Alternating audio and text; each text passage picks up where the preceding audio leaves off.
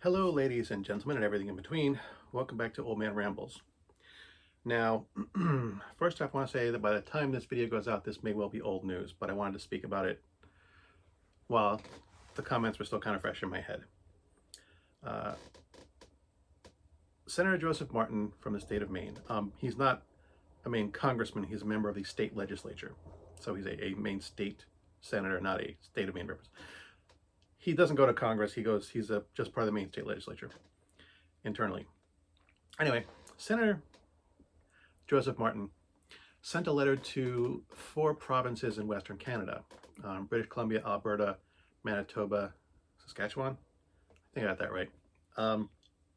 Basically inviting them to become U.S. states.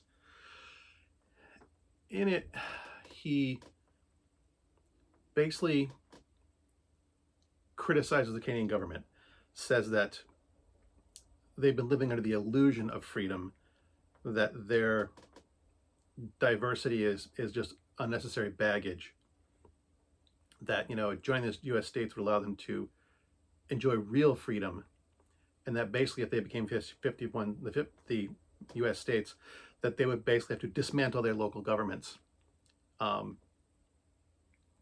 and dismantle any regulations that didn't conform with the United States norms. This letter is extremely arrogant and insulting to the Canadian people. Now, people in Canada reached out to Senator Joseph Martin thinking it was a joke. He was completely serious.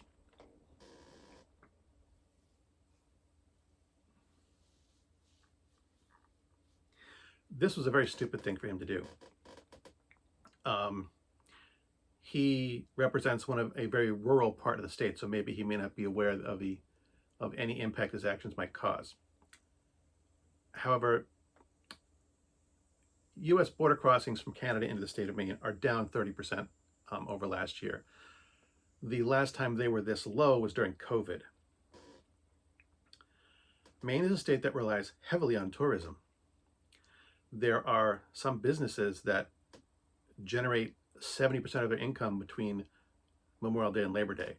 They're only open for like 4 or 5 months out of the year. If they don't make enough money, they go out of business. And Canada tourism is already down 30%. Now, some people have argued that's because of tariffs, because of the exchange rate, so on and so forth. In reality, the majority reason is because they're insulted by Donald Trump. Specifically, his references to calling the Canadian Prime Minister the governor of America's 51st state. basically they insulted the Canadian Prime Minister and their country. And they took that seriously. And so they're basically boycotting the US. They're not coming here. They're not buying American products. And that goes across the entirety of Canada, not just the provinces that border the state of Maine. Now, why would Senator Martin send this notes to the western part of Canada when Maine borders Ontario, British Columbia, Newfoundland, and Prince Edward Island? Those are the states that most closely border the state of Maine. I don't know, but some of the Canadians online I've been speaking to have basically come to the conclusion that he believes those people are more politically aligned with his point of view, the far right point of view, and that Western provinces have a great deal of natural resources that could be exploited. Whereas, the northeastern, or from Canada's point of view, southeastern part of Canada does not. From where Maine sits, it would be northeastern. But anyhow, those are just speculations. But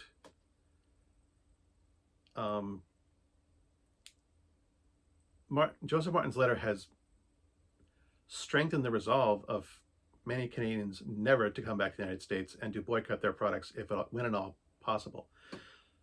Not just people from those Western provinces, people that would normally come to Maine.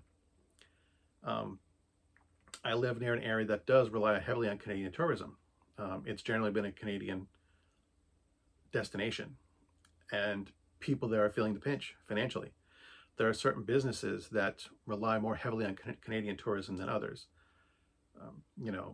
Hotels being one of them, but they're like certain types of rentals and things like that, not just hotels, but are frequented more um, in more volume by Canadians and other tourists. We have a lot of tourists. Maine has a lot of tourists from Massachusetts. Is basically our number one, but we don't get a lot of people from Vermont and New Hampshire come here for vacation because it's very similar to those states. There's no reason to come here. We do get some, but primarily the people that come here as tourists, Massachusetts, New York, and Canada are our most frequent customers. Some from Florida, but those are the snowbirds, people who bounce back and forth between Florida and Maine as the weather permits. Those are our primary tourists. I frequently see Canadian license plates, Quebec and Ontario, and I frequently hear French Canadian spoken when I'm out at restaurants or the grocery store, things like that. So far this year, I have seen a grand total of like 6 Canadian license plates when I'm not driving around. I have heard French Canadian spoken a single time. That is highly unusual, especially for this region. As I said, I live near an area that usually has a high concentration of Canadian tourists. That they are avoiding this place like the plague is very noticeable, even to me. And that was before Joseph Martin's letter. His words and actions are going to cost the state of Maine revenue, a significant chunk. I've seen someone say, I talked about this with someone at work, and they said, well, it's not like we get a lot of business from Manitoba. But it doesn't just piss off people from Manitoba. It has angered people all across the country of Canada, north, south, east, and west. This will cost the state of Maine millions of dollars. His stupid actions will cost the state a lot of money, and that will go far beyond this summer. It will continue next summer. At least I expect. I can't say for certain. I'm not a fortune teller. But given that this arrogant rhetoric is not dying down, the people who are speaking these types of things, instead of apologizing or retracting, they're doubling down. And again, I don't know what the fall of that is going to be. I'm recording this as I'm hearing of it, so by the time this goes out, certain things may have happened. I know that prior to this, Governor Janet Mills was trying to, based on Trump's previous comments about calling the Prime Minister of Canada a governor, she was trying to negotiate with, Canadians to try and come back here, saying our beaches are safe. You can please come here, but it's not about the safety and it's not about the money. It's about the insult. It's about the arrogance of Maine politicians insulting their country and their leaders. And they're not going to stand for it. Again, I've been reading online about I've been reading things from the Canadian people and things from the American people. I saw one commenter saying, how stupid are you to let American politicians' words dictate what the Canadians are going to do? And it's like, they're not letting them dictate it. They're angry. And they're retaliating in that anger. And I support them. I hope Canadians avoid the United States in droves.